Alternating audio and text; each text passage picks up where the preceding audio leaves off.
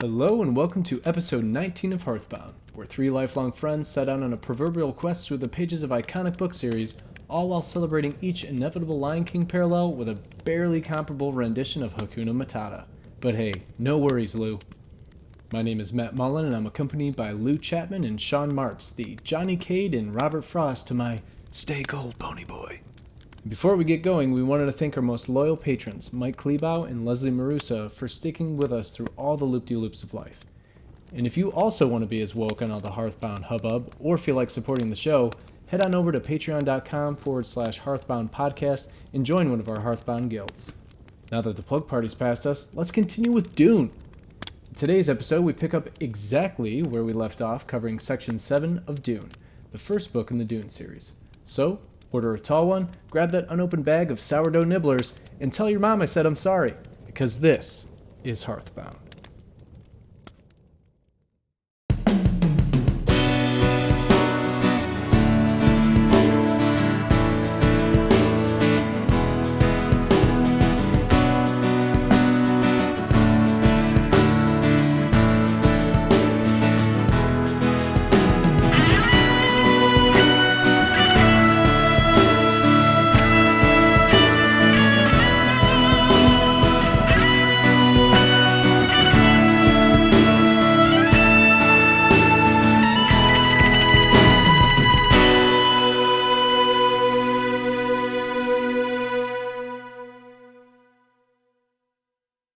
And just like that, we are back.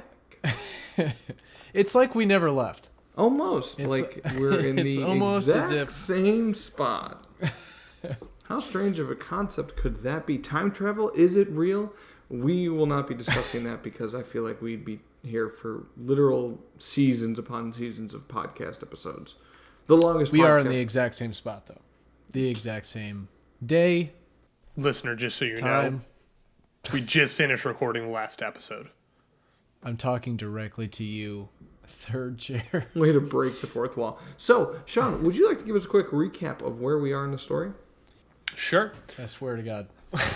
If you don't know this. So, We're done! the last thing we talked about was Paul was having a conversation with his father, the Duke, about what's going to happen when they get to Arrakis, this new planet. The Dilfy Duke. Oh, the Dilfy Duke. Did I say that? I hate Is that you. my outside voice? So, this planet, Arrakis, is the planet that... I can't even focus. I can't do it. You can't get that out of your head, can you? No. Coming in No. with that oxidized belt. That The red patina belt. hawk on his chest. Angular face. He's got a pointy ass His gray chin. eyes. Olive skin. Basically Ryan Reynolds. All right. Oh God. I'm so sorry. Okay. All All right, right, sorry. Sean, Go back to continue. Dilfy Duke. Gosh.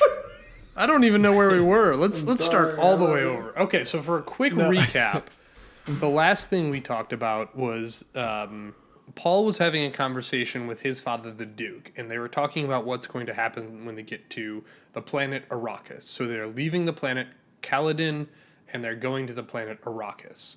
This is all part of an elaborate ploy by what we believe to be the protagonist, the Baron Harkonnen.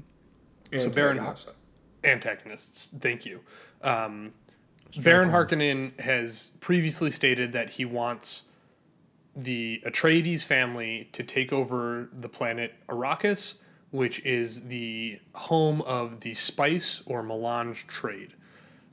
This is a spice or melange. It's something that has to be mined, and allegedly it's like the most precious resource in the universe.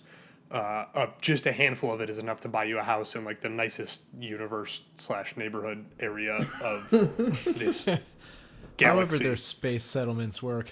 So his plan is to basically have the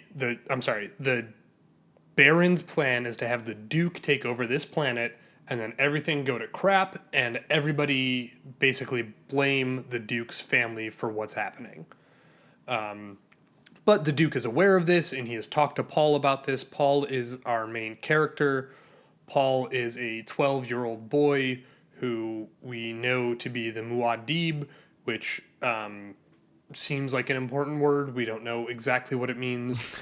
But he has gone through some training with the Bene Gesserit, which is his mother's cult religion thing. It's kind of this Jedi mind trick abilities. And then also he has signed up to go through Mentat training, which makes him some type of human computer capable of superpower analytical thinking. So that's where we're at in the story. And we pick up in chapter 7 or section 7, where Lady Jessica, Paul's mother, is on Arrakis, and she is unpacking all of their crap that they moved from Kaladin to Arrakis. Which is something that I said Sean should know a hell of a lot about, seeing as how he just moved from the OH to the SC. Yes, that Correct. would be a The C. South Carolina. I moved from Cleveland to Charleston. If my beginning letters and abbreviations are correct. They are. They are, in fact, correct. And there you go, listeners. That was 70 some odd pages in a minute and a half. That's pretty good, Sean. Pretty proud of you. I think I can do A better. superior recap. Superior. But yes, as he mentioned, we kick off section 7 with Lady Jessica in a grand hall, a kind of older style, not very cozy grand hall that they are moving into. The family, Duke's family, is moving into and establishing their head of governance, or their governing city on the planet Arrakis. And, you know, they get the idea that it's kind of an older style. That she talks about how the walls are like 30 stories high, or the ceiling rather is 30 stories high, and she's unpacking specifically a portrait of the Duke's father, as well as the head of a bull, like a mounted bull head, and she's kind of having some ironic feelings about the fact that she's pulling these two items out first in this hall, and she gets interrupted by the Duke himself, and we get the first interaction of two characters from this family that aren't Paul and somebody else. We've had the Baron Harkonnen and his Mentat, I forget his name right now, interaction, but this is the first time that we're having people from the Atreides family that aren't Paul and somebody else talk. And I thought that was kind of interesting that we're 7 sections in, and this is the first time this has happened. And we get this kind of feeling, and we'll probably go into more detail about the conversation, but we get the feeling that Jessica isn't like the happiest person. She labels herself as the mistress of Duke Leto later in the chapter or section, and she's kind of using the Duke, or has been assigned to the Duke and is now using him because of it. There's lots of interesting little things to pick up on here, so I'll let the guys kind of take it away. What were your thoughts on their interaction?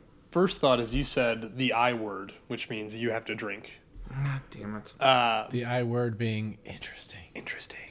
But the first thing that I highlighted in my notes was that all of these chapters start off with a little excerpt, and it's basically what's going to, or like some type of tidbit about what happened in the past. So you're kind of reading these like cliff notes about what has happened, and now you're reading the story.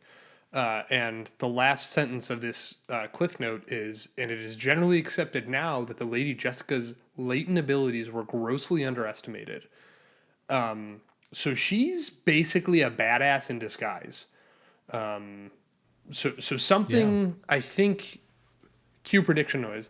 I think we learn that something terrible happens, and Jessica goes all Super Saiyan and like, oh, snap, she really was pretty impressive.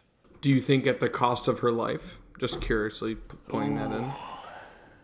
Yeah, I do. I'm glad you picked up on that, but I think it is like she's the last stand. Like, go on without me. Save yourself.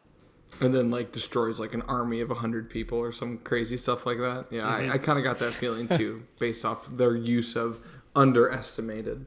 Yeah.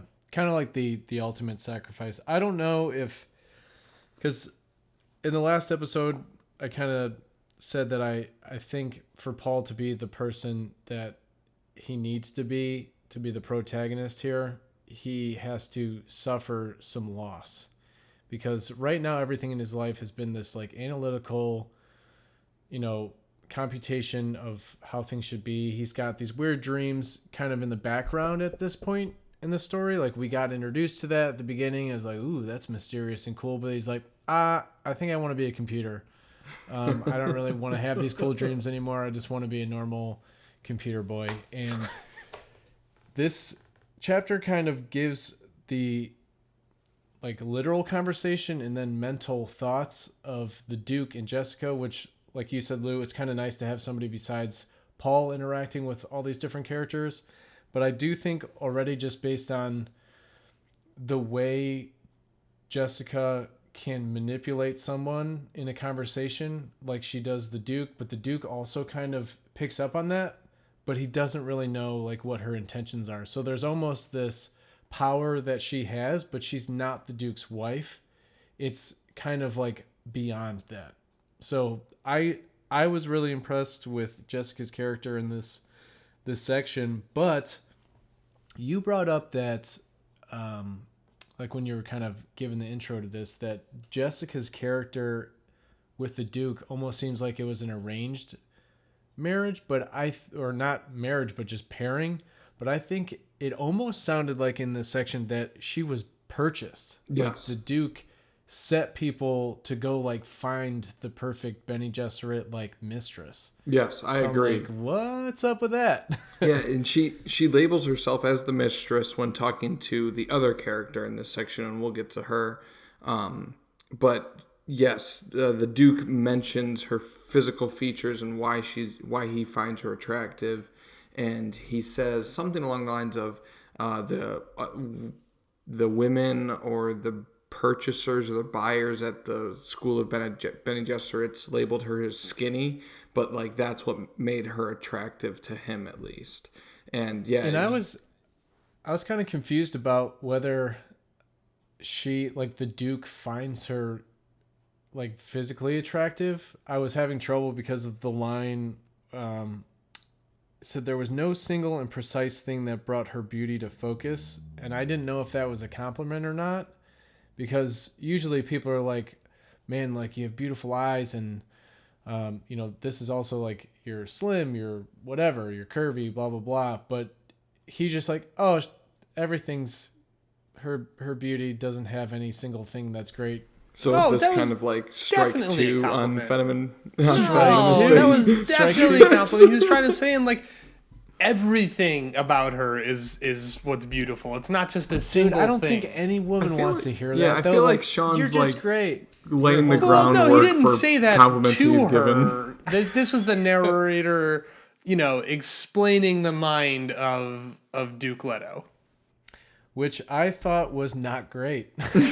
Strike two. Calling it strike two. Strike two. We'll call it a foul ball, but it's still strike two. And this is actually the first vocab word in our flight today, and I have for my vocab flight word, which is regal, which I know is a common, like I've heard it, obviously there's like Regal movie theaters, but I wanted to know, he described her as like being regal, and I was like, I've never heard anybody being described as that. But I am drinking I had to make a mixed drink because I didn't have any different beers, so I made, in spooky season, the fall drink, it is a apple cider smash with whiskey and a little bit of lemon juice. It is freaking lemon good. Juice.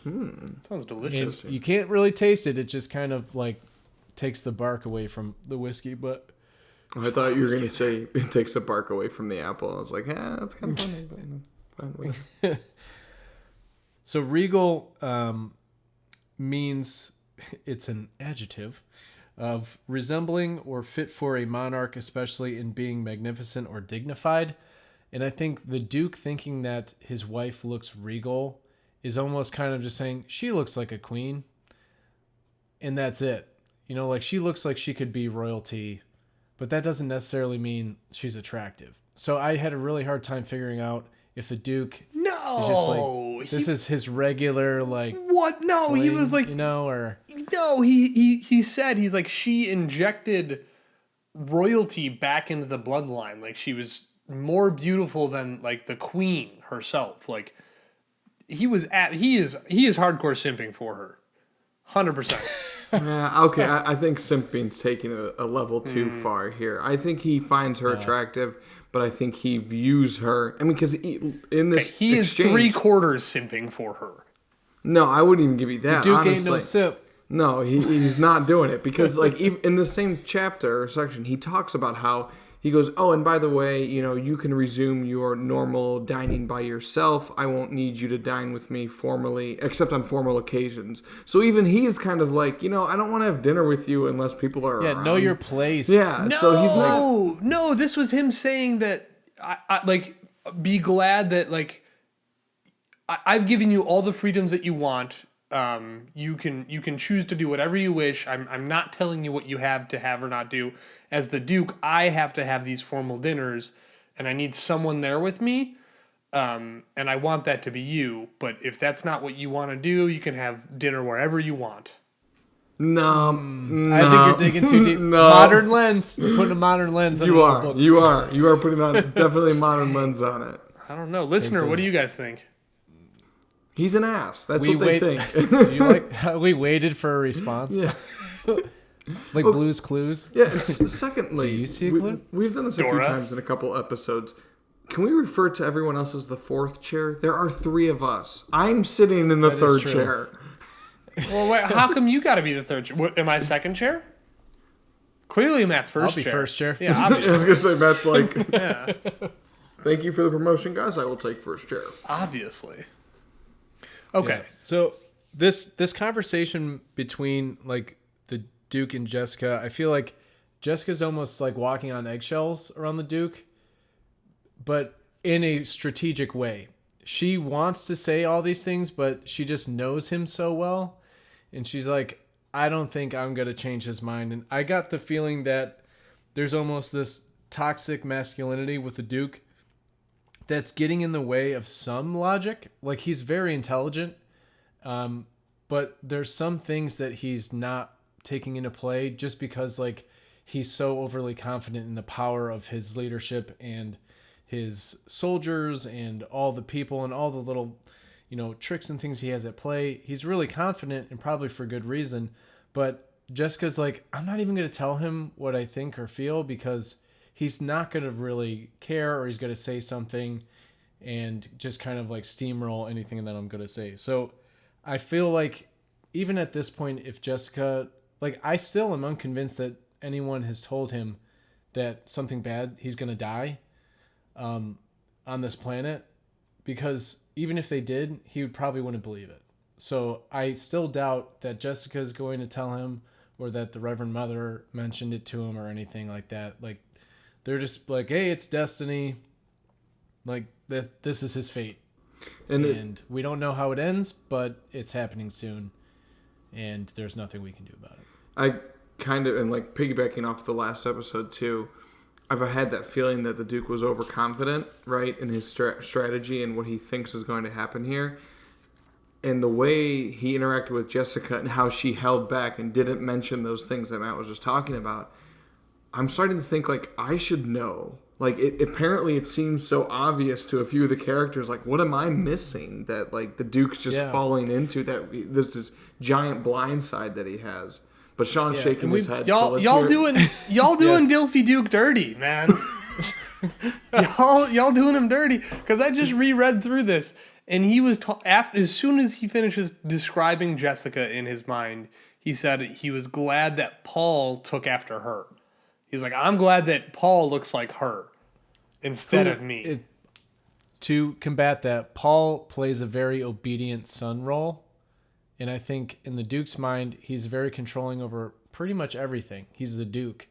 And, like, he has control over what Paul, like, he almost brings up the Mentat thing, like in the last section, as, like, he, like a pick your poison type thing, but he makes Mentat sound like really good. Like, I think that would be a really good idea for you. And he's the Duke. Like, are you going to disagree with him?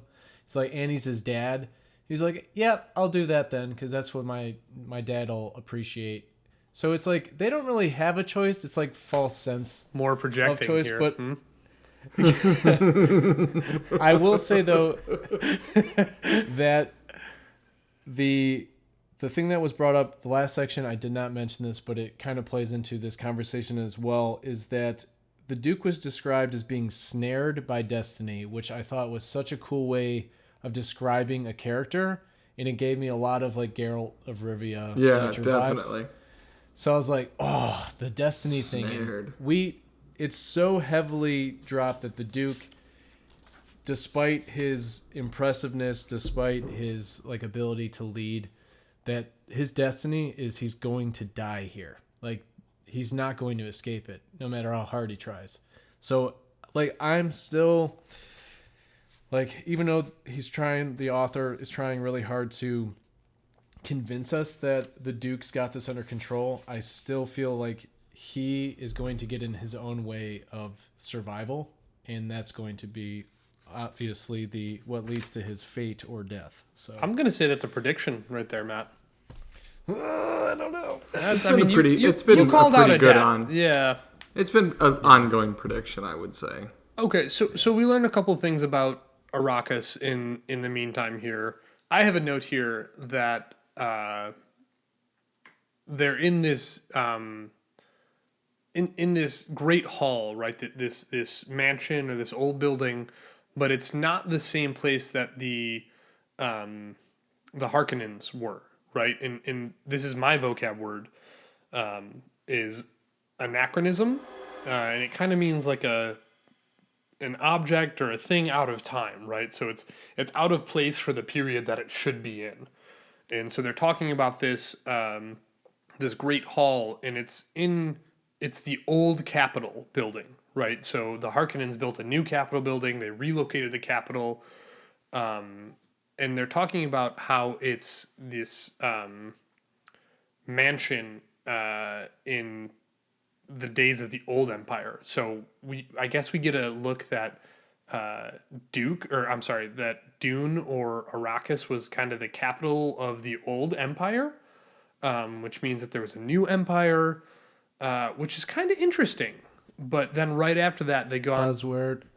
Ah, dang it. Okay, interesting. Well, that means I have to drink, and that means I have to drink my vocab flight drink, which is Dino DNA, which is a red IPA by Frothy Brewworks, a local brewery here in Charleston.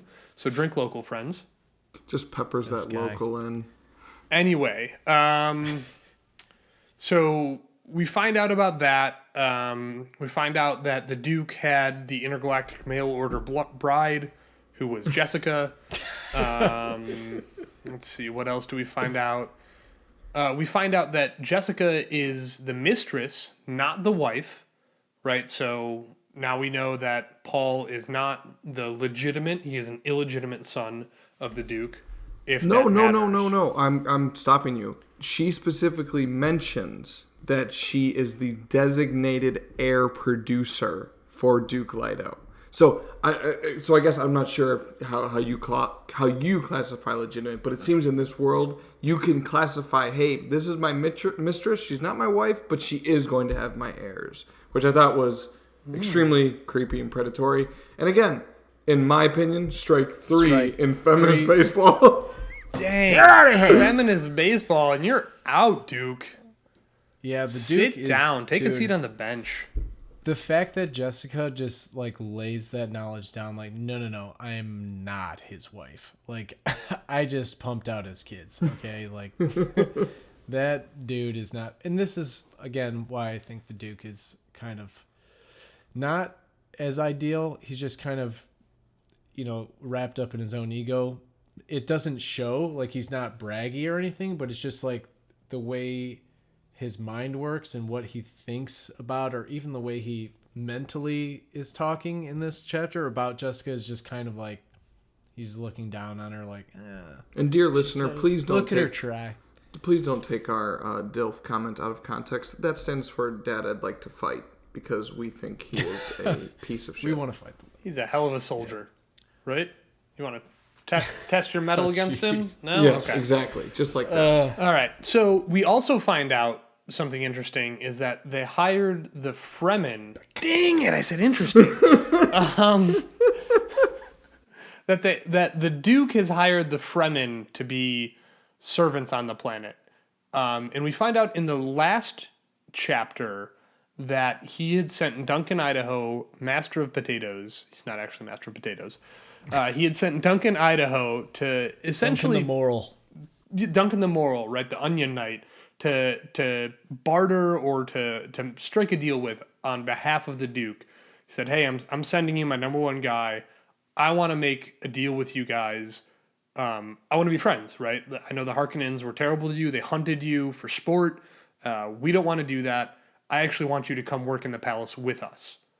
Yeah, Yep. and the Fremen, though, kind of the note that I put down is that they fly their own flag. They don't really, they kind of just latch on to whoever's leading, but at the same time, they just do their own thing. Like, they're aware of what's going on, but they're like, these are our people. Like, Yeah, because they do we're gonna take care of mention each other. they do mention that they struck some kind of truce that they won't attack the neighboring villages from where the Duke's unloading his stuff for a extended amount of time while there's a transition of government. So there seems like there's factions within this group that maybe aren't playing ball with the rest of them and things like that to kind of keep the baseball metaphors going. But from there, I think that was It pretty gets much weird. Yeah, it was pretty much the conversation that the Duke and Jessica talk about the painting and the bull. To bring it back to that, the bullhead, and the Duke's like, "You can't hang it up here in this grand hall that Jessica was planning on. You have to hang it up in the dining room." And she seems to have some kind of reservation about it. I'm sure this will flash back when we're a couple more pages down the book. That will be like, I can see why she wanted to put that in the grand hall. But the Duke says no, put it in the dining hall. And he introduces a new character, or a new character gets introduced after the Duke leaves.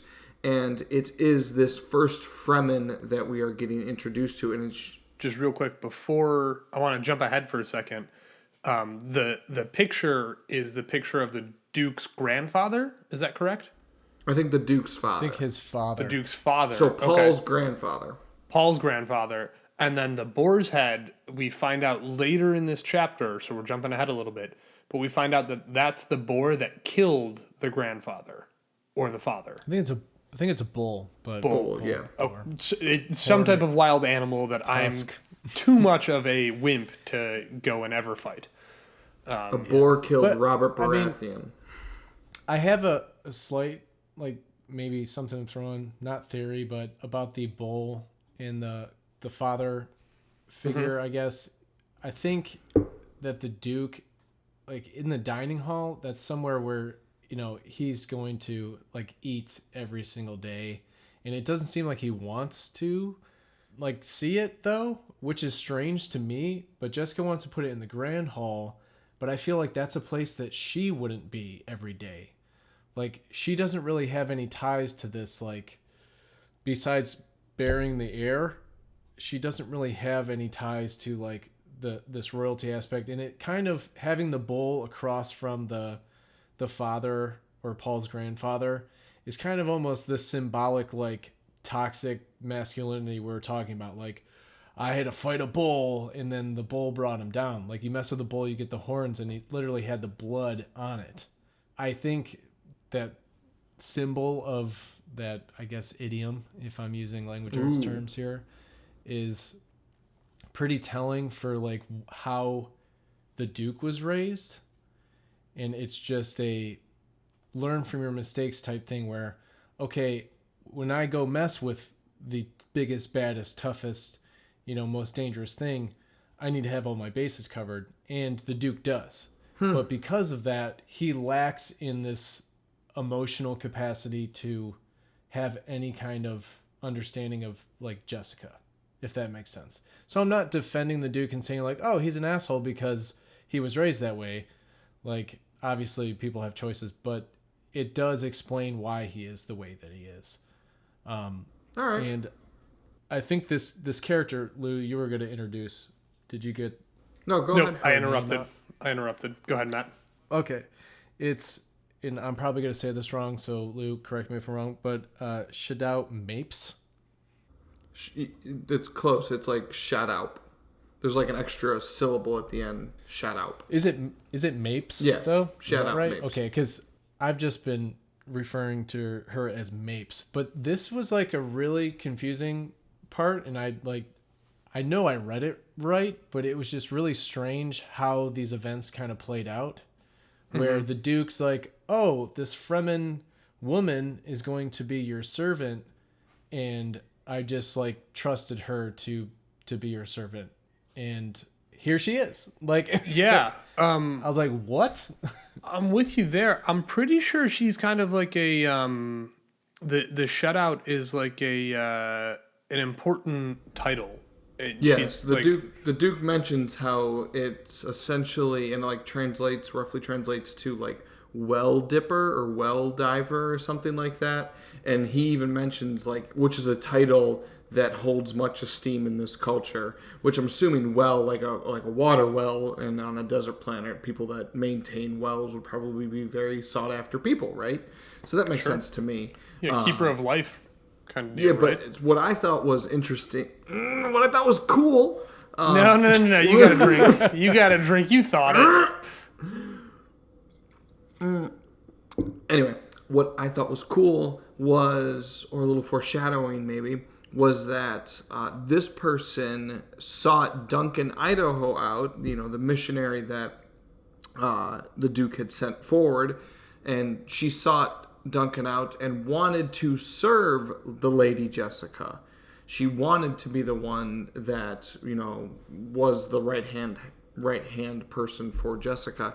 And she gets described as this kind of older, not like crippled, but hunched over, really raggy clothes, dried as a prune, I think was one of the phrases used. But the traditional Fremen bright blue eyes with no white. And Jessica herself, who is a Bene Gesserit, someone that pays attention to the small details, has to even tell herself not to stare. She has to focus on not staring at this woman. And kind of some pleasantries get exchanged, and kind of that feeling each other out of how everyone's going to interact in this relationship. But then things take a turn when there seems to be this understanding that something's not right. And Jessica kind of, the narrator in Jessica's mind talks about how Jessica realizes that there's some kind of threat here.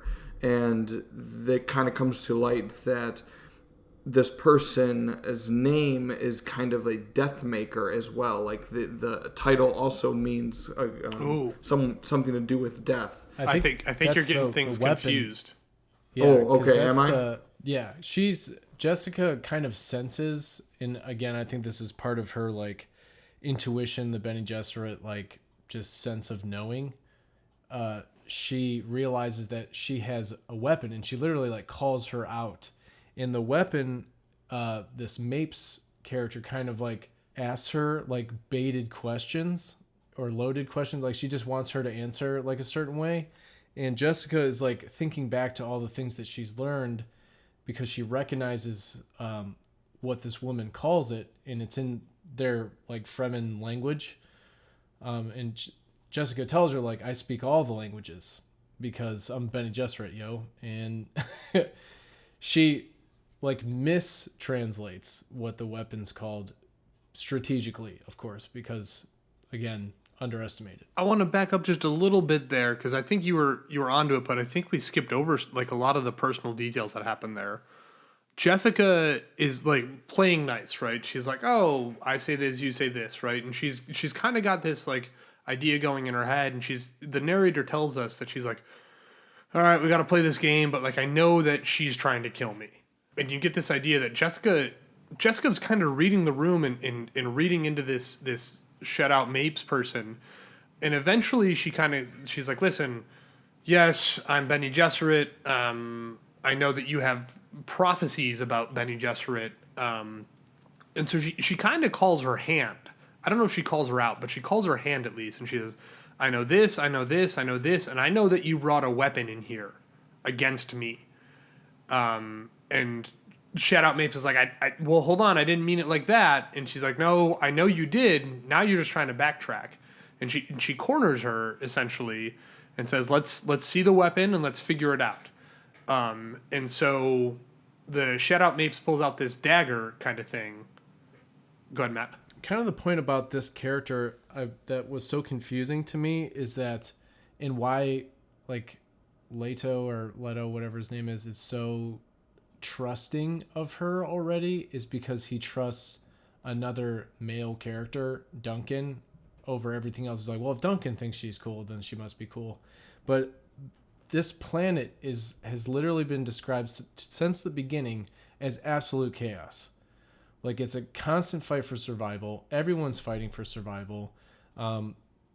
This is when that distinction of, like, this is the woman that goes into the wells for the water, and that water is just a vital thing on this planet. It's almost as valuable as, like, money. And it's, like, sets stature. Like, these are the wealthy people because they have water here. And Jessica feels awkward already in this conversation. So you have this person that comes into her home, you know, that is a Fremen who is known as, like, kind of has been, like, murdered. These people have been, like, murdered by the Harkonnens. They've been at odds with them, and now they have these newbies in there. And I think this Mapes character, I kind of differ in opinion on how that was, like, I guess, interpreted. But I think she's testing her as to what she'll do about her having a weapon, because she knows she's already Bene Gesserit. She's just trying to test her and feel her out for what would she do to me if she found out I had a weapon. Is she going to kill me like the Harkonnens, or is she going to hear me out? And I think because she hears her out, like, she starts referring to her as, like, the one. And I was like, wait a minute. So in my opinion, that's when... What's going on there? That's when things got really interesting. God. Yeah, go ahead and bring Blue. So this is yeah, Matt, I think you're right. They're playing chess, right? There's a lot going on here. They're not playing checkers, they're playing chess. There's a lot, I think, in the background that the narrator hasn't exposed for us, right? So there's a lot of prophecies. There's this mention to this idea of a mission protectiva. And it kind of gets spelled out later that the Bene Gesserit entrusted almost the Fremen, I guess. In they basically sent a I guess the way I read it was they sent an emissary to propagate this idea and these stories and this prophecy within this group of people called the Fremen, in kind of a hope that, like, hey, if everything else, you know, if shit hits the fan and everything else goes sideways, this truth, right, that we have, this truth lives on in this group of people. And so when the Bene Gesserit arrive, when Jessica as the Bene Gesserit arrives on Arrakis, the Fremen are kind of activated, kind of like the sleeper cell activated, like, okay, let's test her and see is this real. Yeah, but they send Mapes, the, like, most Dobby, like... Ooh, I think, like, they I think Mapes is a badass. Definitely, she is, like, just playing. I do, but she's, like, you know, she doesn't have, like, the typical Arrakis, you know, like, garb that maintains. I'm assuming this is the no, she does same suit from, like, earlier. That, well, she has, like, some kind of, like, yeah, they make it sound like a sack over it though. Oh, like yeah, she like has a sack over sack. it. But I think like, that's just kind of trying to play into the vibe of, like, oh, like the, you know, peasant? the peasant, type. The peasants that, like, inhabit this area. We've come to, like, you know, the savages. We've come to educate and train them, and they're not taking our education. I've come to bargain. I think that there's this, like, playing stupid almost at first, and then at the point she realizes Jessica, the gig is up, then it starts turning into a real conversation. Then it's, like, very aimed questions with, you know, if you answer this wrong, like, you know, we won't trust you, and we don't know how to feel you out, and you could be the one to fulfill this, like, prophecy-esque thing, or you could just be like the Harkonnen scum. Well, Jessica straight up calls her out and says, forever. You know, listen, if you kill me, like, things are going to get worse for you than you think. So I think it's if you answer wrong, we're gonna kill you. I believe the quote is, "There's worse things than dying, even for an entire planet." Yeah. Yeah.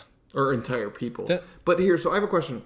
So, in your guys' reading, do you think Jessica understood the prophecy while she was talking to Mapes? 70%. I wouldn't even give it that. And that's kind of where I wanted to take this, is because mad props for Jessica in this chapter. I know this is, I think, the first time we're actually physically having like a chapter from her perspective.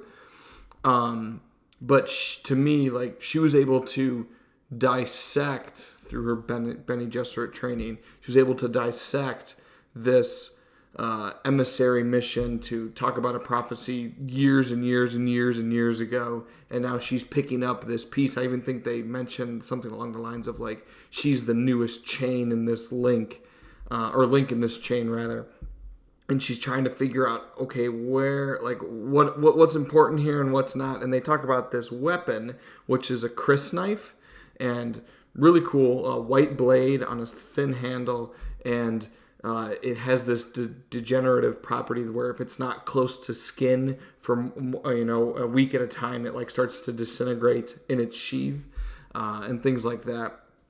And one of the most baller moves, I think, in this whole section is, so this Meeps character gives Jessica the knife, saying, you obviously are the prophet, and which Jessica just bluffed her way through. You are obviously the prophet, so here's the knife. And Jessica kind of takes it and realizes that and thinking in the book, it's like she takes a gamble and she says, you sheathe this without getting it wet or making some without drawing blood. Drawing blood. And like Meeps is like, oh my god, I'm so sorry, of course I didn't do that. And like she exposes her chest for Jessica to like cut her with it. And I'm like, holy cow, you just like gambled, like, yeah, I think these nutsos are going to think that this blade always needs to be wet before it gets into my history book is correct, I think the crysknife needs to drink before it's sheathed. Didn't that come like, up earlier in training? Like, if you draw your blade, you have to draw blood? Didn't that come up early in the book? Even if it did, but like she'd never even known about this blade until a few seconds ago. To gamble that was part of the prophecy was really impressive. I think she knew of me. it. So because she translated what a crysknife means, and it meant death bringer, maker, something like that. Maker. Yeah, death maker. So she translated it purposely and said it's maker. Like, maker. And they're like, oh. So she goes, you must be the one then. And she's just like, I think I just dodged a huge bullet. But then in her mind, she's like, I know what a crysknife is for. And hey, these, ceremoniously or traditionally, I have to draw blood. And she's like, oh yes, just cut me. Like, let it drink. It's like, it was such a weird, and this is where it got weird for me. I was like, what is going on? And then she just like cuts her a little bit and it instantly like heals. Yes. And then there's just like some sassy conversation. Two other really cool things. Meep's character, blood coagulates almost immediately, and Jessica notes it as a mutation for this planet to save moisture or water. And then also Meeps refers to her blood as the water of life. So like everything seems to just kind of like driving home that point of water is the most important resource on this planet. You can't just say water, or blood rather. It's the water of life. Yeah, and so there's another... It's like culture shock for them. Mm-hmm. I mean, to be on this planet, it just... Since this woman has walked into this room, it has just been a culture shock. The blue eyes, just the malnourished appearance of this woman, and then like the coagulation. She's like, oh my gosh, she's literally had to become a different being to live here. Different species, like, almost. And then there's like that class difference as well. Like, well, the wealthy don't have to worry about water. You have gallons and, plenty of it here in this castle. And it's just like animosity, but also like curiosity. Is such a weird but cool conversation, I guess. So I kind of read that a little different. I read that Jessica more or less knew that you can't sheathe the blade. It's just that she hasn't had experience in like doing that. But I read it that Mapes said like, "Hey, I committed like a mortal sin. You now have the right to kill me, right? Like you can." And so she was like, like if you want to kill me, that's the correct thing to do in this procedure, right? That I did wrong, and now you must do right. And so Jessica kind of almost does this mercy of like, okay, if the tip is poisoned, it's still going to kill her, but I don't want to kill her. And so she doesn't, really stab. She just kind of like cuts the skin. But then after that, well, that's where the confusion for me came in. I was like, is she doing this like voluntarily, or is Jessica like, I'm going to cut you now? oh that's yeah, what I have to do. and then was it after or before? But they hear a merchant outside, and the merchant's screaming in the local language. He's yelling in the local language, and Jessica asks her, "Hey, what's happening out there?" She says, "Oh, that's just a merchant trying to sell water. You don't have to worry about that here in the palace because you have a cistern that's like 50,000 liters. It's always full." And it was kind of this. I felt like the author really wanted to set up a class difference, right? Absolutely. That the ruling class has everything they need. They have all the basic necessities. They have an abundance of the basic necessities, and the class that lives there has to fight and has to work for the basic necessities. And even though there's this like class difference, to kind of reference back to that initial little excerpt, that underestimatedness of Jessica, even this Mapes character kind of, she underestimates Jessica because she's just like, she draws that little bit of blood and it's barely like a scratch. And then Mapes makes a comment about it and kind of says like, you're going to have to try a lot harder than that to kill me. And Jessica's like, if I wanted to kill you, you'd be dead. Like one of those type of lines. And Mapes is like, yeah, she's the one, because she showed mercy there where she didn't have to. And usually that's a sign of weakness with a ruler, but Mapes was testing her, but she's just telling her like, listen, I know a lot more than all your languages. I can kill you if I want to kill you. And that's when, Mapes makes this line at the very end of the section. She goes, she's the one, poor thing. And I was like, what does that mean? Yeah. I wanted What does that to ask mean? you guys about that. What is the mission protective of? Like, do you think I was correct in that they basically sent this emissary to perpetuate these prophecies amongst this group of people? I definitely think it was a test, and Jessica passed it, but it's not a good thing. Yeah, Either way, it was not good. I would agree with Sean. I think Sean's right. I think these missionaries were sent out in the hopes, in the abundance of preparation and planning to say, hey, if there was ever a Bene Gesserit that landed on your planet, they are a chosen one, right? And it kind of made me think that Bene Gesserits are extremely rare then. If not every planet has one land on it, right? And then from there, they kind of rely on their training to pick up the pieces of what prophecy, flavor, or variant that this planet was told. And I think Jessica showed that in like how she was trying to piece together like what part of this story is the most important to her. What is she looking to get out of me, or what is she looking to hear from me? And to Matt's point, I think she nailed it. I think she won the trust. But this last line of she's the chosen one, poor thing, makes me think that the prophecy has a bad ending for the chosen one. Yes.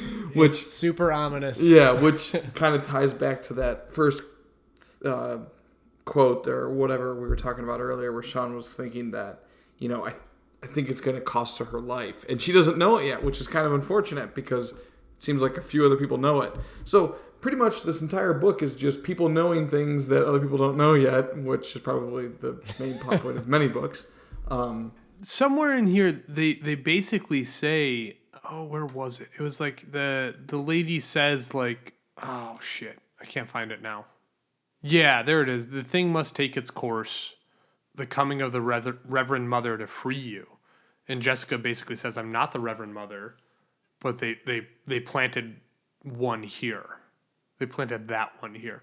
There's a lot of really cryptic stuff that's happening here that we're not privy to. Ugh, the crypticness kills it.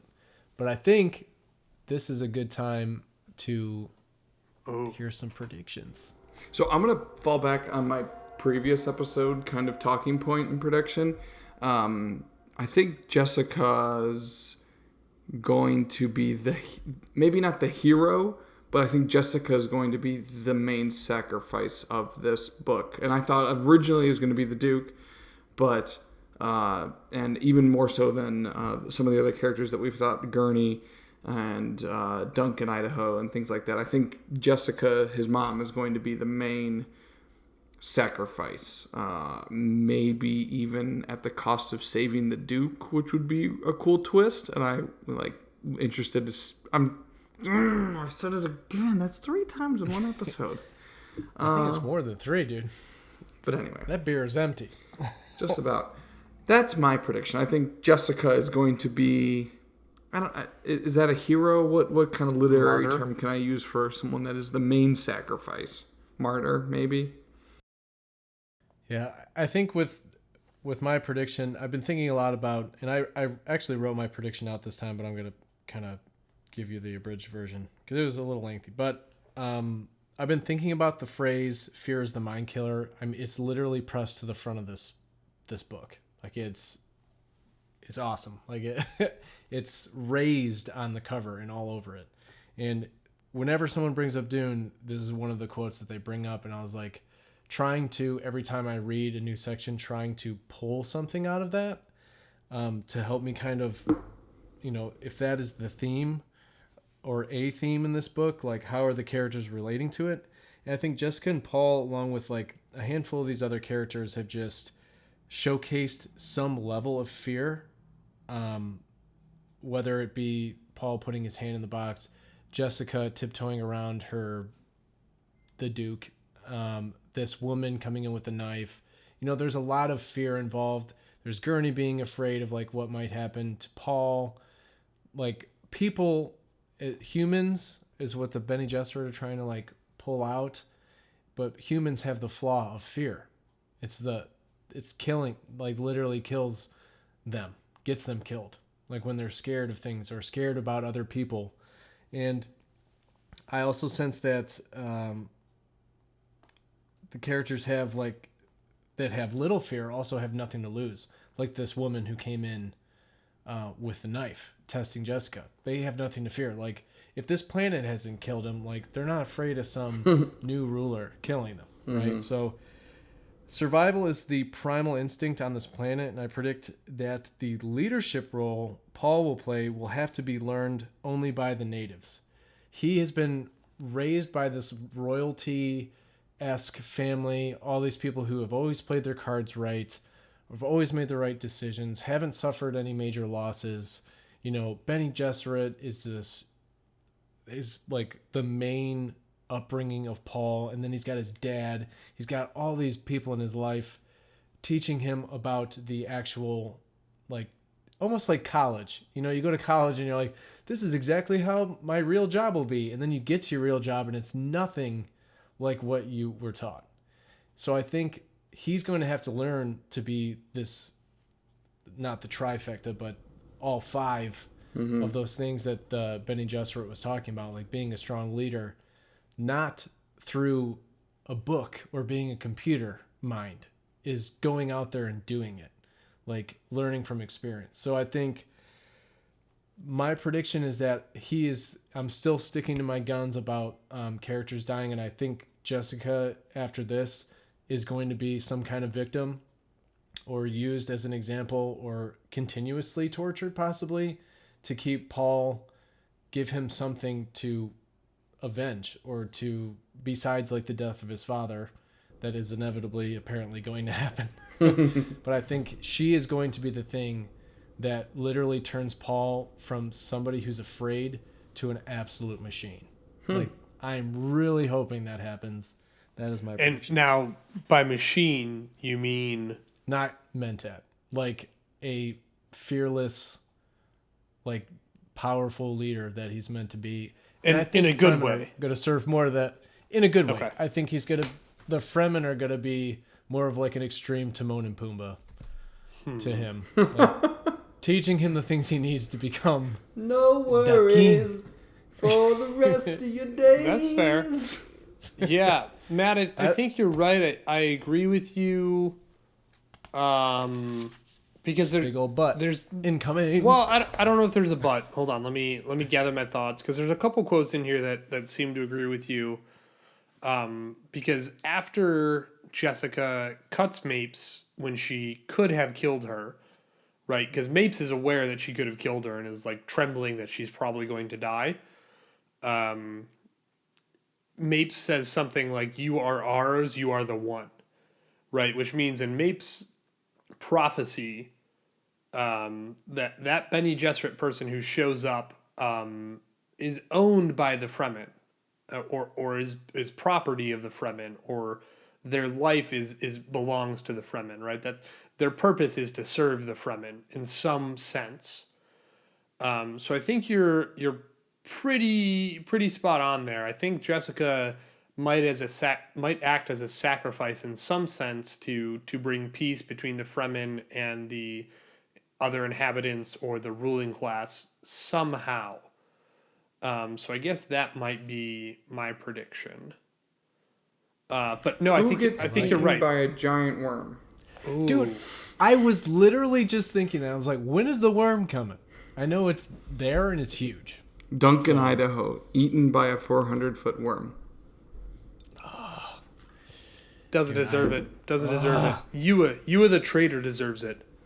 We haven't even read one line of dialogue from Duncan, Idaho, and we are already the biggest fans. He might be my next sticker. Duncan, Idaho, master of potatoes. He's just going to be a potato, I think. Well, I think those are some pretty good predictions. I think we all have some pretty different.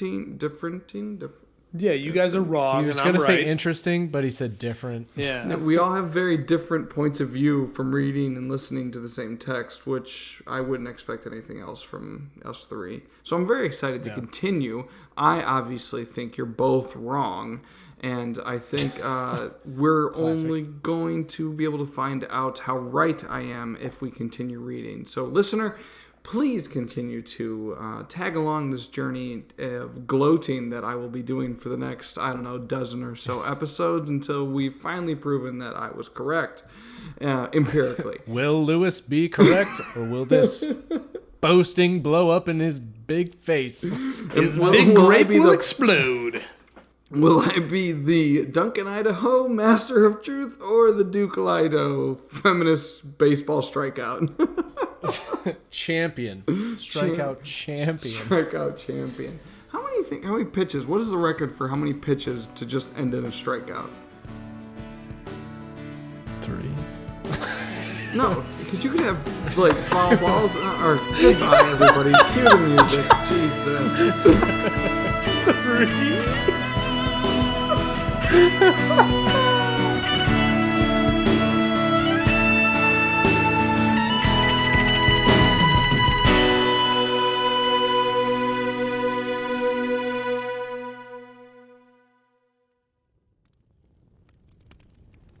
Hey, Fourth Chair, it's Matt again, and I wanted to thank you for listening to this episode of Hearthbound. While Lou figures out how many strikes constitute a strikeout in baseball, make sure you head on over to Apple Music, Spotify, or wherever else you podcast, and let us know how we're doing. Rating and reviewing the show is probably one of the best ways to help us grow, but if you want to chime in on a conversation, have a question for us, or just want to know what we're doing in between episodes, make sure to follow us on Twitter, Instagram, and Facebook at HearthboundPod. We love to give stuff away like stickers and bookmarks to new friends, especially when they leave us a 5-star review, wink wink. But remember, this is a book club podcast, so feel free to just read along with us as we enter Section 8 of Dune. We're doing something we've never done before, something big for our 20th episode.